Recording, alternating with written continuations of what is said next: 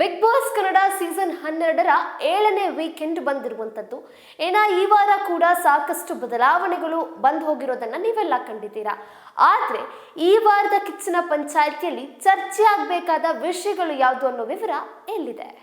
ಸುದೀಪ್ ಅವರು ಈ ವಿಷಯಗಳನ್ನ ಪ್ರಸ್ತಾಪ ಮಾಡ್ತಾರಾ? ಇದನ್ನು ಸಹ ನಾವು ಕಾದು ನೋಡಬೇಕಾಗಿದೆ. ಜಾನ್ವಿ ಅವರು ಈ ವಾರ ಎರಡೆರಡು ತಪ್ಪುಗಳನ್ನ ಮಾಡಿದ್ದಾರೆ. ಎಲ್ಲರಿಗೂ ಸಿಗಬೇಕಿದ್ದ ಹಾಲನ್ನ ಕದ್ದು ಇಟ್ಟಿದ್ದು ಒಂದು ಕಡೆಯಾದ್ರೆ, ಕಲರ್ಸ್ ಅವರು ಸ್ಪರ್ಧಿಗಳನ್ನ ಉಳಿಸ್ತಾರೆ ಎಂದು ವಿವಾದದ ಕಿಡಿ ಹೊತ್ತಿಸಿದ್ದಾರೆ. ಈ ವಿಷಯಗಳು ಪ್ರಮುಖ ಚರ್ಚೆಗೆ ಬರಲೇಬೇಕಾದ ವಿಷಯಗಳಾಗಿದೆ. ಇದು ಗಂಭೀರ ವಿಷಯ ಆಗಿರೋದ್ರಿಂದ ಈ ಬಗ್ಗೆನೇ ಹೆಚ್ಚು ಕಾಲ ಚರ್ಚಿಸುವಂತಹ ಸಾಧ್ಯತೆ ಇದೆ. ಅದೇ ರೀತಿ ಚೇಂಜಿಂಗ್ ರೂಮ್ ನಲ್ಲಿ ಮೈಕ್ ಇಲ್ಲದೆ ಕೆಲವು ವಿಷಯಗಳನ್ನ ಜಾನ್ವಿಗೆ ಮಾತನಾಡಿದ್ದಾಗಿ ಅಶ್ವಿನಿ ಹೇಳ್ಕೊಂಡಿದ್ರು. ಈ ವಿಷಯವೂ ಕೂಡ ಈ ವಾರ ಚರ್ಚೆಗೆ ಬರುವ ಸಾಧ್ಯತೆ ಇದೆ.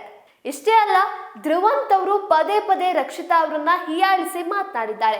ಈ ವಿಷಯ ಕೂಡ ಸುದೀಪ್ ಅವರು ಚರ್ಚೆ ಮಾಡುವಂತಹ ಸಾಧ್ಯತೆ ಇದೆ. ಹುಡುಗಿಯರ ಬಗ್ಗೆ ಅವರು ಮಾಡಿದ ಕಮೆಂಟ್ಗಳು ಸರಿಯಲ್ಲ ಎಂಬ ಅಭಿಪ್ರಾಯ ಕೂಡ ಹೊರಬಂದಿರುವಂತದ್ದು. ಈ ವಿಷಯದ ಮೇಲೂ ಚರ್ಚೆ ನಡಿಬೇಕು.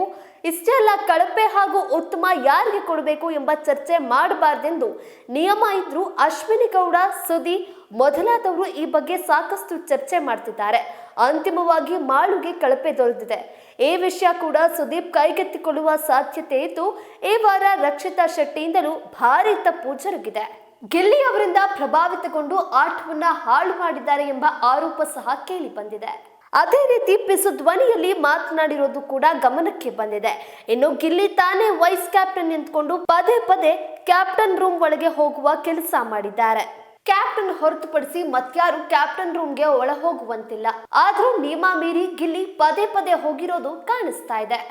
ಇನ್ನ ಈ ಎಲ್ಲ ವಿಷಯಗಳನ್ನ ಕಿಚ್ಚ ಸುದೀಪ್ ಅವರು ಬಿಗ್ ಬಾಸ್ ನ ವೀಕೆಂಡ್ ನಲ್ಲಿ ಚರ್ಚೆ ಮಾಡ್ತಾರಾ? ಕಾದು ನೋಡಬೇಕಾಗಿದೆ.